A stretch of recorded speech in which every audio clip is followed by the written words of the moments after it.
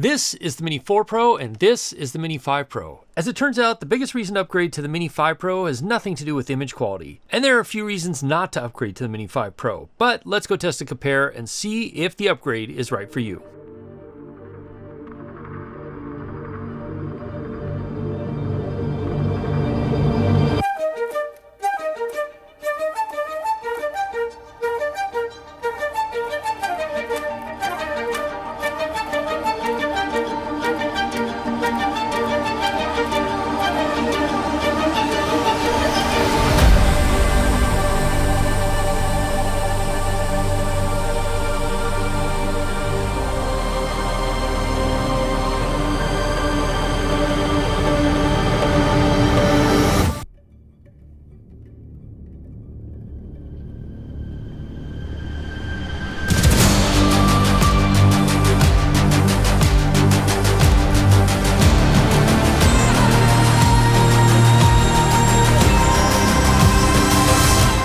And just so we're clear, DJI didn't send me either of these drones. I bought and paid for the Mini 4 Pro, and the Mini 5 Pro I borrowed from a friend.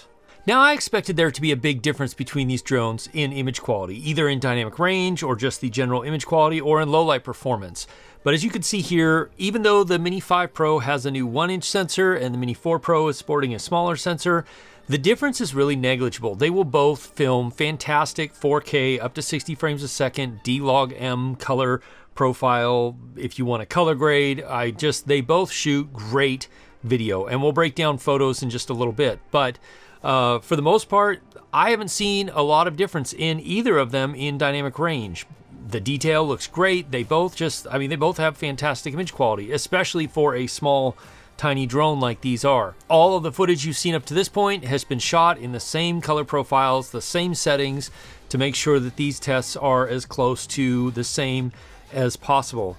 And honestly, other than some slight color variations and color differences, I haven't seen a huge difference between either one of them.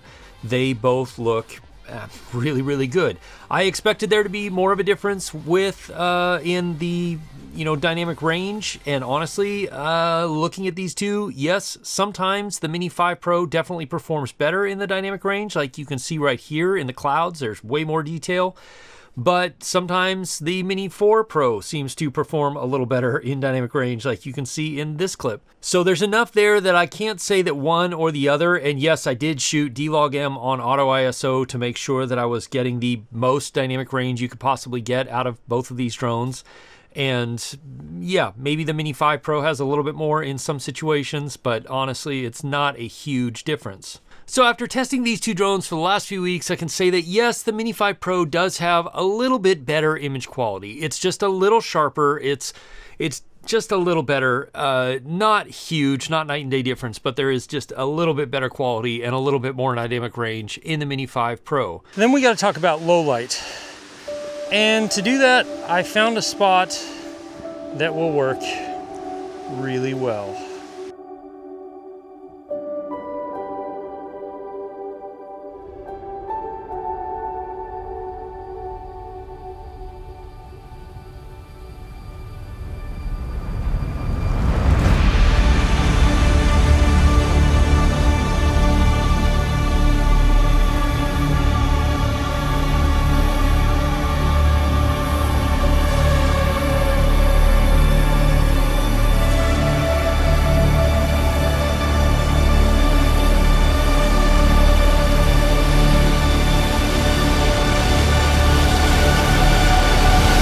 And yeah, ice caves are a great way and a great place to test low light. And while the difference between the two is pretty small or actually very negligible, the one thing you'll notice is that the Mini 4 Pro has the old system where you have to switch to a night mode specifically in order to film in very, very low light and get that really high ISO, whereas the Mini 5 Pro, it's all integrated into one, like with the Air 3S.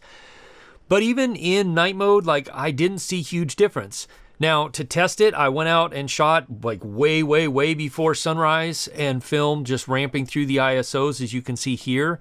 And even all the way up to the highest ISO, 12,800 on both drones, it's very difficult to see a difference when you're shooting at -2 sharpness and -2 noise reduction, which is the best way to shoot if you're going to get the best possible low light footage, because you want to actually do noise reduction and sharpen in post after you do your noise reduction. So that's what you're seeing here. And you can see you get a much nicer result in the end if you do it that way.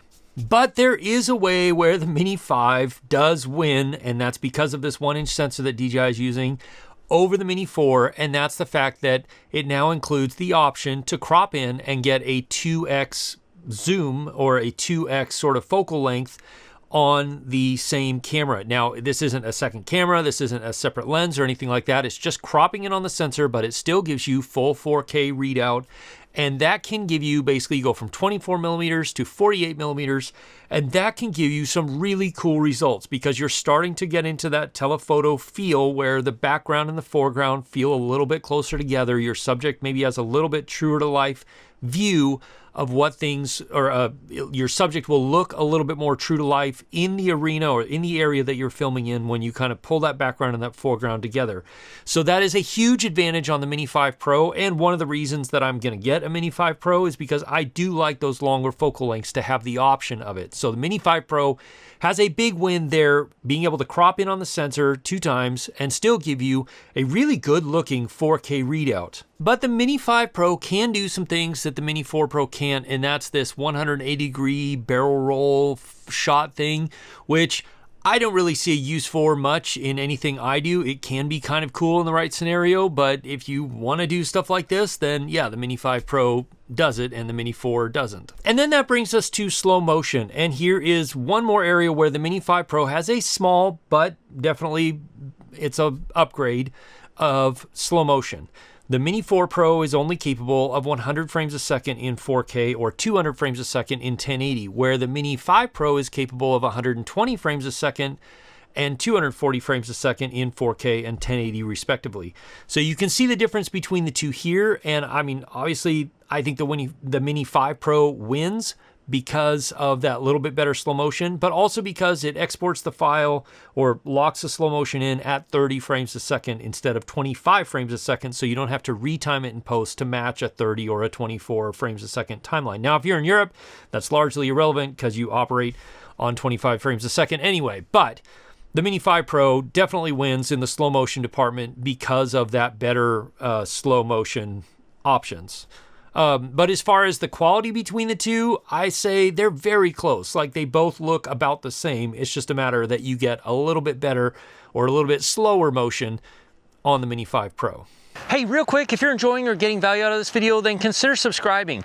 I go out and test and compare equipment in the most real-world conditions I can find here in Alaska where I live, and I give you tips and tutorials on how to use it. And that brings us to photo quality. Now, both of these are using a quad Bayer sensor, so you can get a 12 or a 48 or a 12.5 and a 50 megapixel photo. And honestly, I expected, again, the Mini 5 Pro to blow the Mini 4 Pro out of the water, and it just doesn't. Yes, I think there's a tiny bit more detail in the Mini 5 Pro photos than there is in the Mini 4 Pro photos, but it's so small and it's so difficult to see. The photos from both of these drones look great. They can both do phenomenally great little photo work and really, really nice, very detailed photos with a really good amount of dynamic range. So the advantage between the 12 and the smaller resolution and the higher resolution photos for both of these drones is that with the smaller resolution, you get a larger, better dynamic range. With the higher resolution, you get more detail, but at a slightly reduced dynamic range. So if you want more resolution or if you want more dynamic range, use the 12 megapixel mode, the lower megapixel mode. But if you want more detail and resolution, then film or shoot in the higher megapixels. So up to this point, I would call this probably a dead even tie. They're both winning in certain areas and both losing to each other in some areas. But the biggest upgrades in the Mini 5 Pro from the Mini 4 Pro come in areas like flight performance, battery life, and a few other design changes that they made that make a huge difference. But even in that, there are still a few areas where the Mini 4 Pro is still winning over the Mini 5 Pro. And to start all that off, a big problem with the mini drones is wind. They're so small and lightweight that they have a hard time handling wind. But because the Mini 5 Pro is slightly more powerful, it actually does handle wind. Now, you're not going to notice a big difference between these two if you're far away from subjects in wind, but the closer you get, the more difference you're going to see. And here you can see that the Mini 5 Pro is definitely handling the same amount of wind a lot better. And even in this clip here, you can tell, again, it's handling that wind a lot better. And that brings us to the top speed. Here, again, the Mini 5 Pro has improved top speed where it will go faster, about 5 miles an hour faster than the Mini 4 Pro does. And how much of a difference that will make to you, I don't know, but that does mean it can also handle higher winds when you're flying in areas like mountaintops. One way the Mini 5 Pro definitely improves over the Mini 4 Pro is in obstacle avoidance, not only because it has a LiDAR sensor in the front now, but also the cameras are capable of seeing down to 1 lux. I'm not sure what the Mini 4 Pro are capable of, but I definitely noticed in the ice cave. You can see here the Mini 5 Pro kept a super stable flight path all the way through with visual positioning on because there was no GPS. But here with the Mini 4 Pro, even though the same settings were on, it would lose track of where it was and then all of a sudden go into ADI mode. And in fact, I did crash my Mini 4 Pro in the ice cave because of this. So the Mini 5 Pro definitely has much better obstacle avoidance than the Mini 4 Pro. And one more area I wanted to test was active track, because the Mini 5 Pro does include some new features, including cycling and a couple of others that give you some more options for active track, and it does have better obstacle avoidance, so I wanted to see if it tracked better. And I don't know that it does actually track any better. They're very similar, at least in the ways I tested them. They both track really well. They both will follow you through a scene really well. They both have the auto mode where it will kind of pick and choose different moves and different motions at different times to give you some options as you're active tracking. So if you use active track a lot, I don't think you're going to see a huge improvement other than in the obstacle avoidance. But somewhat related to active track, or if you fly from moving vehicles a lot or track yourself through big areas quite a bit, then the Mini 5 Pro allows for dynamic home point, which is huge because it updates the home point based on the remote controller's position. So if you're operating from moving vehicles or, hiking a long distance, then having that dynamic home point is a big win for sure. And that also comes to battery life. Battery life, the Mini 5 Pro has about 10 more minutes in the long run batteries and I think 5 more minutes or so in the shorter batteries, the lighter weight batteries. I've been using mostly just the long run batteries, the plus size batteries in both of these drones. So you'll get 7 to 10 more minutes depending on how you're flying in the Mini 5 Pro than you will in the Mini 4 Pro if you're using the same batteries. But when you use the lightweight batteries, and this is the biggest issue with the Mini 5 Pro from the Mini 4 Pro, is that the Mini 5 Pro is over 249 grams. It is over that weight limit that most countries on the planet have set as you don't need to register the drone, or it falls under a category where you need less certification to be able to operate that drone commercially. And that brings us to the two biggest upgrades that the Mini 5 Pro has over the Mini 4 that, to me, other than some of the other things I've mentioned, make it worth the upgrade. The Mini 4 Pro has these propellers that when you change them, you have to have a small Phillips head screwdriver that comes with the drone to change the propellers out. It's a pain. The screws are tiny, and good luck doing this outside. You need to be very careful. It's hard to change these propellers. Where the Mini 5 Pro has these new quick change propellers that just pop off, they pop on, lock in place, super easy and super fast to change. That is a huge upgrade if you tend to wreck these drones a lot or clip bushes or things like that, which I do. So I forgot an SD card, and because the Mini 4 only has 2 gigabytes of built-in storage, and the Mini 5 has 40 something, I'll put the exact number here, that's a big distinction and very important. Now, thankfully, I have some SD cards with me. I just forgot to put it in, but if I hadn't had some with me, that would have been it. I would have hiked up here for no reason. I wouldn't have been able to use the drone. I mean, I might have been able to get one shot or something, but that's about it. So having that much more storage in the Mini 5 is really, really good. A couple of things to note is that They both come with, you know, these battery chargers. If you get the Fly More kit, which I highly recommend, so you can get the Fly More Plus kit, which has the heavier, longer run batteries, and the regular Fly More kit that has the lighter weight batteries. Either one is fine. I just have a highly recommend the Fly More kit because you will want to fly more. The other thing that's interesting is that the Mini 5 Pro batteries are not backward compatible with the Mini 4, but the Mini 4 batteries are forward compatible with the Mini 5 Pro. So if you have a bunch of Mini 4, or I think even Mini 3 batteries, Mini 3 Pro batteries, you can use them with the Mini 5 Pro. That's a big deal. And another interesting thing to note is that they have redesigned this front cover, which I really, really like because it snaps in, and then the props kind of just tuck in here like this, and then they go here, and that's it. Now the props are all protected and closed, and everything's great just like that. As opposed to the Mini 4, which has this little strap thing to protect the propellers, which is a real pain to put on and take off when your hands are really cold and you're out in the snow and ice.